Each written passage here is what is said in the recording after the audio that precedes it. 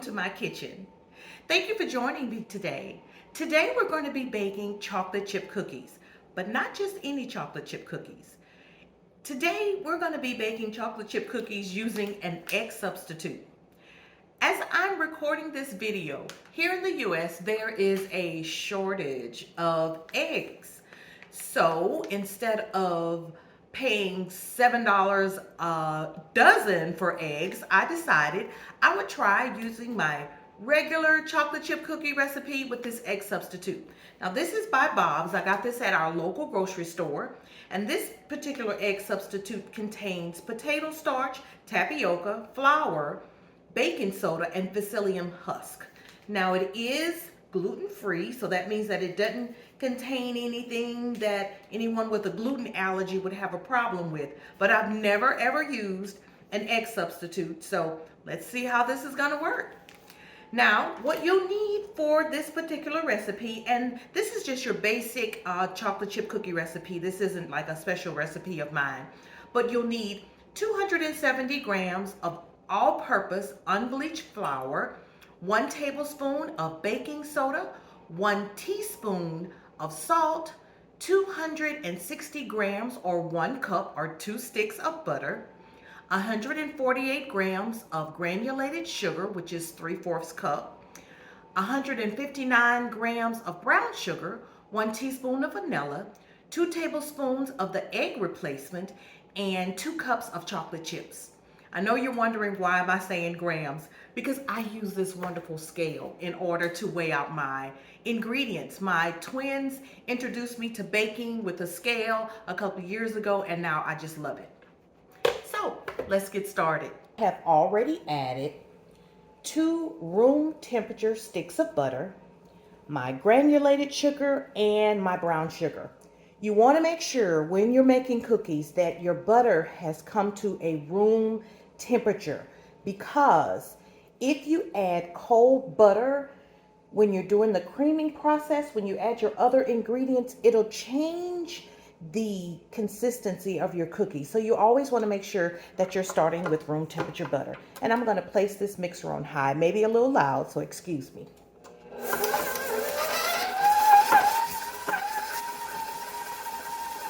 And we're going to keep creaming the butter and sugar for probably about 12-13 minutes until it's just creamy. Now while my butter and sugar are creaming, I've already preheated my oven to 375 degrees.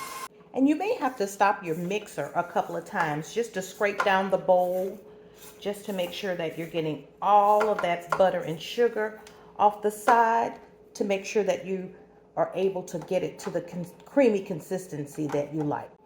Okay, so it's to the consistency that I like. Next, we're going to add our vanilla extract. And we're gonna mix that in.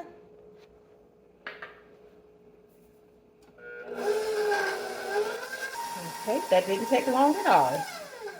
All right, now we are going to mix together our egg substitute. Now, this is the first time I'm using this egg substitute. So, according to the directions, you're going to add 1 tablespoon of egg substitute to 2 tablespoons of water. Okay, so in this small bowl, as you can see, I have my 2 tablespoons of egg substitute. And to that, I'm going to add my water and mix it well. And I'll let you see what the consistency of that looks like. See that? Can you see that? It's just a little runny. Doesn't look like eggs at all, but that's okay. And we're going to go ahead and add that to our butter and sugar mixture. And we also added the vanilla extract. Now I'll tell you, when it comes to vanilla extract, I'm particular. I like a quality vanilla extract. I'm not going to tell you the one that I use because this video is not sponsored. But just make sure that when you're baking, use quality ingredients. We're going to add this to our bowl and we're going to mix it in. It is a little, it looks like, well, I haven't done bread for you guys yet, but this looks like yeast, as if you were, like if you would take some warm water and add it to yeast when you're making bread. That's the consistency of this egg substitute. So we're gonna mix that in.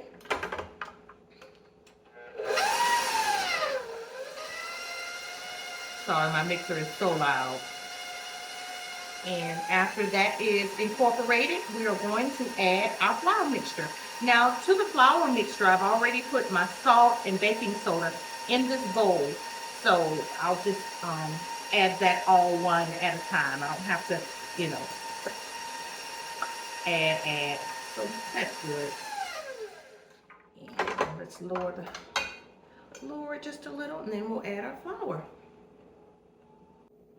Okay, the consistency looks as if I've used regular eggs. And now all we have to do is add our chocolate chips.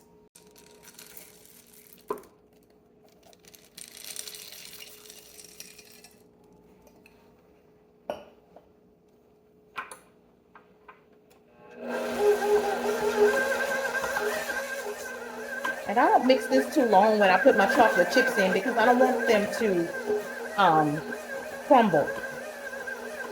So that's a good consistency. Okay, so next we're going to scoop out our cookie dough onto my lined baking sheet.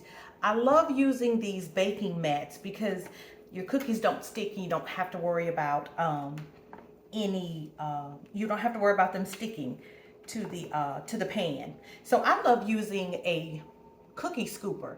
I think I got this one at one of our little local stores here in my city. It's a medium-sized scoop, so I'll just scoop these out. And my mat already has these little circles here, so I'll know exactly where to place them. But I'm not going to place them one next to each other. I'm going to skip a space because we don't know, using this egg substitute, how wide our cookies are going to spread. So I'm going to skip a couple of spaces. You know, I was thinking, because we didn't use regular eggs, I wonder if it's okay to taste the cookie dough. I'm tempted, but I'm not going to do it.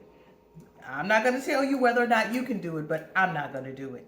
So we're going to bake these cookies in a preheated 375-degree oven for 9 to 11 minutes. It just depends on your oven. I'm cooking with gas. You may be cooking with electric, but I would check them at like 10 minutes just to see if they are brown like you like them. So let's place these in the oven and see what happens after that. Okay, I've just taken the cookies out of the oven. They look appetizing. They're a little blonde, I will tell you. I'll let you see that. They are a little light, but the edges, as you can see, look around the edges. The edges are nice and they look pretty crispy. So I'm going to put these on the cooling rack for a couple of minutes, and then we'll try one. You see the consistency in putting one of them on the cooling rack. Let's see. Okay. Pretty soft.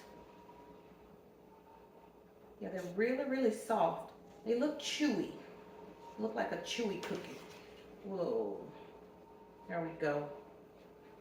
So I will let these cool for a couple of minutes, and then I will taste one and I will give you my honest opinion.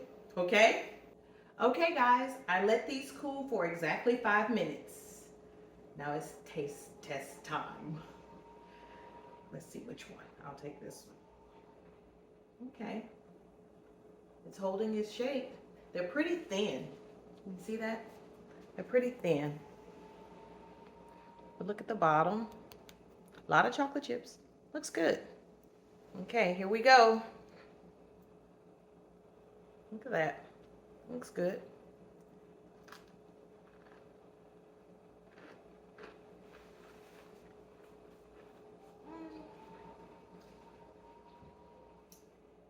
Tastes pretty good.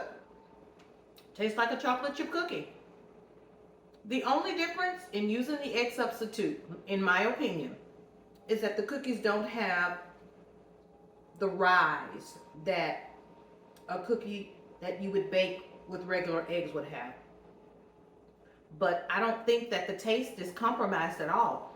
As a matter of fact, I think I baked some cookies a couple of days ago. You know what? So I baked this cookie a couple of days ago. Look at the difference. This is what I mean about the rise. So look how flat this cookie is, and then look at this one. I'll probably do this recipe for you guys too. This is one of my favorite recipes. But you see the difference in the rise? Let's do it like that. Yep. But overall, I mean, not everybody can eat eggs. So, you know, it's not a bad tasting cookie. I'm glad I can eat eggs. But for those people who are allergic, this would be a wonderful alternative. So thank you so much for watching. Remember to like, share, and subscribe. And I will see you next time. Bye.